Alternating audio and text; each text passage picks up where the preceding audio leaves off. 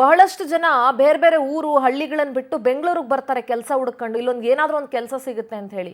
ಆದರೆ ಆ ರೀತಿ ಕೆಲಸಕ್ಕೆ ಬರುವಂತಹ ಯುವಕರು ಯುವತಿಯರು ಎಚ್ಚರಿಕೆಯಿಂದ ಇರಿ, ಯಾಕೆಂದ್ರೆ ನಯವಂಚಕರ ಜಾಲ ಇದೆ ಬೆಂಗಳೂರಲ್ಲಿ. ಬದುಕೋದಕ್ಕೆ ಎಷ್ಟು ಅವಕಾಶ ಮಾಡಿಕೊಡುತ್ತೋ ಬೆಂಗಳೂರು, ಸೋತು ಸುಣ್ಣ ಆಗಕ್ಕೂ ಅಷ್ಟೇ ದಾರಿ ಮಾಡಿಕೊಡುತ್ತೆ.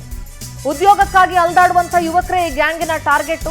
MNC ಕಂಪನಿಗಳಲ್ಲಿ ಉದ್ಯೋಗದ ಆಸೆ ತೋರಿಸಿ ಲಕ್ಷ ಲಕ್ಷ ಸಂಬಳದ ಆಫರ್ಗಳನ್ನ ತೋರಿಸಿ ನಕಲಿ ಪರೀಕ್ಷೆಯನ್ನ ಬರೆಸಿ ನಿರುದ್ಯೋಗಿಗಳಿಗೆ ಈ ಜಾಲ ವಂಚಿಸ್ತಾ ಇದೆ.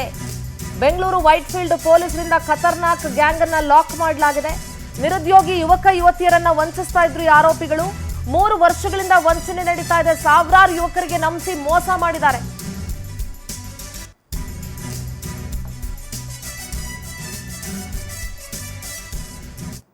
ಮೂರು ವರ್ಷದಿಂದ ನೋಡಿ MNC ಕಂಪನಿಯಲ್ಲಿ ಜಾಸ್ತಿ ಸಂಬಳ ಕೊಡಿಸ್ತೀವಿ, ಒಂದು ಟೆಸ್ಟ್ ಬರಿಬೇಕು ಅಂತ ಒಬ್ಬರಿಂದ 2 ರಿಂದ 3 ಸಾವಿರ ರೂಪಾಯಿ ದುಡ್ಡು ಇಸ್ಕೊಳ್ಳೋದು. ಆ ಥರ ಒಂದೊಂದು ಸಲಿಗೆ 50 ರಿಂದ 60 ಜನ 30 ರಿಂದ 40 ಜನದ ಹತ್ರ ಎಕ್ಸಾಮ್ ಬರ್ಸೋದು. ಲೆಕ್ಕ ಹಾಕಳಿ, ದಿನ 30 ರಿಂದ 40 ಜನ ಹತ್ರ 2-2 ಸಾವಿರ 3-3 ಸಾವಿರ ಇಸ್ಕೊಂಡು ಎಕ್ಸಾಮ್ ಬರ್ಸಿದ್ರೆ ಎಷ್ಟು ದುಡ್ಡು ಆಯಿತು ಅಂತ. ಆಮೇಲೆ ಇಲ್ಲ ನೀವು ಪರೀಕ್ಷೆ ಸರಿಯಾಗಿ ಮಾಡಿಲ್ಲ ಅಂತ ಹೇಳ್ಬಿಡೋದು. ಲಕ್ಷ ಲಕ್ಷ ಸಂಬಳದ ಆಫರ್ ತೋರಿಸಿ ವಂಚನೆ ಮಾಡಿದ್ದಾರೆ. ಆಮೇಲೆ ಬರೀ 2-3 ಸಾವಿರ ಅಲ್ವಾ, ಜಾಸ್ತಿ ಹಣ ಅಲ್ವಲ್ಲ ಅಂತ ಯಾರು ತಲೆನೂ ಕೆಡಿಸ್ಕೊಳ್ತಾ ಇರಲಿಲ್ಲ. 3 ವರ್ಷದಿಂದ ಈ ಕೆಲಸ ನಡೀತಾ ಇತ್ತು. ಈಗ ಪ್ರಕರಣ ದಾಖಲಿಸ್ಕೊಂಡಿದ್ದಾರೆ ವೈಟ್ಫೀಲ್ಡ್ ಪೊಲೀಸರು.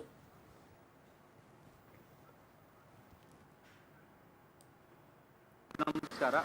ಬೆಂಗಳೂರು ನಗರದಲ್ಲಿರುವಂಥ ವೈಟ್ಫೀಲ್ಡ್ ನಮ್ಮ ಲಿಮಿಟ್ಸ್ನಲ್ಲಿ HL ಪೊಲೀಸ್ ಸ್ಟೇಷನ್ ಲಿಮಿಟ್ಸ್ನಲ್ಲಿ ನಿನ್ನೆ ಒಂದು ಸಾಫ್ಟ್ವೇರ್ ಜಾಬ್ ಕೊಡಿಸ್ತೀನಿ ಅಂತ ಹೇಳಿಬಿಟ್ಟು ಒಂದು ಫೇಕ್ ಸಾಫ್ಟ್ವೇರ್ ಜಾಬ್ ಕೊಡಿಸಿದಂಥದ್ದು fake centre, basically recruitment centre ನಡೆಸ್ತಾ ಇದ್ದವ್ರ ಮೇಲೆ ಒಂದು ರೈಡ್ ಮಾಡಿ ಒಂದು FIR ದಾಖಲಾತಿ ಮಾಡಲಾಗಿದೆ.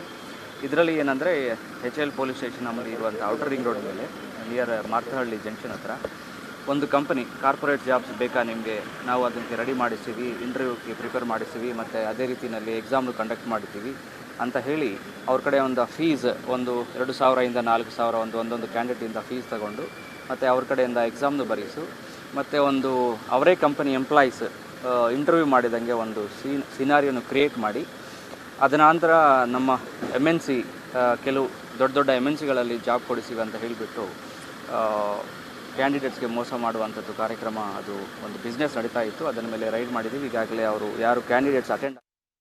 ಪ್ರತಿನಿಧಿ ವೆಂಕಟೇಶ್ ನೇರ ಸಂಪರ್ಕದಲ್ಲಿ ಜಾಯ್ನ್ ಆಗ್ತಾ ಇದ್ದಾರೆ. ವೆಂಕಟೇಶ್, ಈ ಹಿಂದೆ ಸುಳ್ಳು ಮಾರ್ಕ್ಸ್ ಕಾರ್ಡ್ಗಳನ್ನು ಸೃಷ್ಟಿ ಮಾಡ್ಕೊಂಡು ವಂಚಿಸ್ತಾ ಇದ್ದಂಥ ಜಾಲ ಪತ್ತೆಯಾಗಿತ್ತು. ಈಗ ಕೆಲಸ ಕೊಡಿಸ್ತೀವಿ ಅಂತ ಹೇಳಿ ಲಕ್ಷಾಂತರ ರೂಪಾಯಿ ವಂಚನೆ ಮಾಡಿರುವಂಥ ಜಾಲ ಪತ್ತೆ ಆಗ್ತಾ ಇದೆ.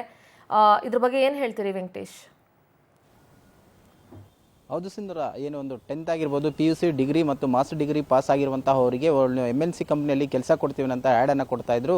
ಈ ಆ್ಯಡ್ಗಳನ್ನು ನೋಡಿ ಬಂದಂತಹ ಬಹುತೇಕ ಯುವಕರು ಮತ್ತು ಯುವತಿಯರಿಗೆ ಮೊದಲಿಗೆ ಆರಂಭದಲ್ಲಿ ಇವರಿಗೆ ಒಂದು ಓರಲ್ ಟೆಸ್ಟನ್ನು ಮಾಡ್ತೀವಿ ಅಂತ ಇದ್ರು. ಅದಕ್ಕೂ ಮುಂಚೆ ನೀವು ಒಂದು ರೈಟಿಂಗನ್ನು ಒಂದು ಟೆಸ್ಟ್ ಇರುತ್ತೆ, ಆ ಟೆಸ್ಟಲ್ಲಿ ಪಾಸ್ ಆದ ನಂತರ ನಿಮಗೆ ನೀವು ಆಯ್ಕೆ ಮಾಡಿಕೊಳ್ಳುವಂತಹ ಕಂಪನಿಗಳಿಗೆ ಕೆಲಸವನ್ನು ಕೊಡ್ತೇವೆ. ಅದು ಕೂಡ ಬೆಂಗಳೂರು ಸೇರಿದಂತೆ ಹೈದರಾಬಾದ್, ಚೆನ್ನೈ ಹಾಗೂ ಬಾಂಬೆ ಈ ಕಡೆ ಪ್ಲೇಸ್ಮೆಂಟ್ಗಳನ್ನು ಕೊಡ್ತೀವಿ ಅಂತ ಕೂಡ ಹೇಳ್ತಾ ಇದ್ರು. ಅದಕ್ಕೆ ಅವರು ಆರಂಭದಲ್ಲಿ ಒಬ್ಬೊಬ್ಬ ಅಭ್ಯರ್ಥಿಯಿಂದ ಕೂಡ 2 ರಿಂದ 3 ಸಾವಿರ ರೂಪಾಯಿ ಹಣವನ್ನು ಕಟ್ಟಿಸ್ಕೊಳ್ತಾ ಇದ್ರು. ಹಣವನ್ನು ಕಟ್ಟಿಸ್ಕೊಂಡ ನಂತರವೂ ಕೂಡ ಅವರಿಗೆ ಒಂದು ಎಕ್ಸಾಮ್ ಬರೆಯೋದಕ್ಕೆ ಒಂದು ಡೇಟನ್ನು ಕೊಡ್ತಾ ಇದ್ರು. ಆ ಡೇಟ್ಗೆ ಅವ್ರು ಬರಬೇಕಾಗಿತ್ತು.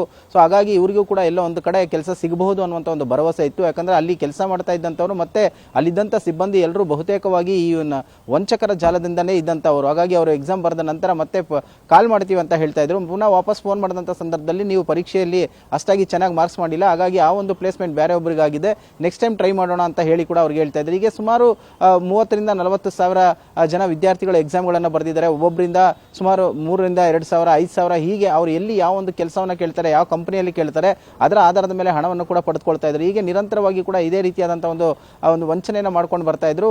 ಹೀಗೆ ಒಂದು 4-5 ಜನ ವಿದ್ಯಾರ್ಥಿಗಳು ಬಂದಂಥ ಸಂದರ್ಭದಲ್ಲಿ ಅವರು ಎಕ್ಸಾಮನ್ನು ಬರೆದು ಹೋಗಿರ್ತಾರೆ. ಪ್ರತಿ ಸಾರಿ ಬಂದಾಗೂ ಅದರಲ್ಲಿ ಎಲ್ಲೋ ಒಂದು ಕಡೆ ಡೌಟ್ ಬರುತ್ತೆ. ಅದರಲ್ಲಿ ಮತ್ತೆ ಒಂದಿಬ್ಬರನ್ನ ಇವರೇ ಕರ್ಕೊಂಡು ಬರ್ತಾರೆ, ಬಂದು exam ಬರ್ಸೋದಕ್ಕೆ ಮುಂದಾಗ್ತಾರೆ.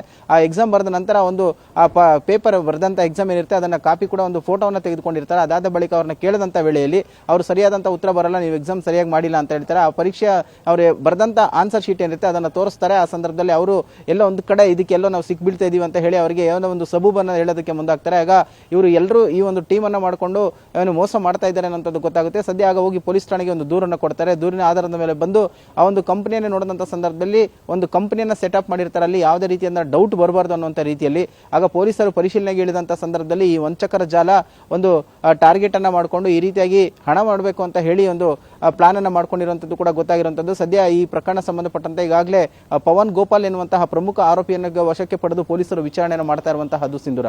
All right Venkatesh, thank you ನಿಮ್ಮೆಲ್ಲ ಡೀಟೇಲ್ಸ್ಗಾಗಿ.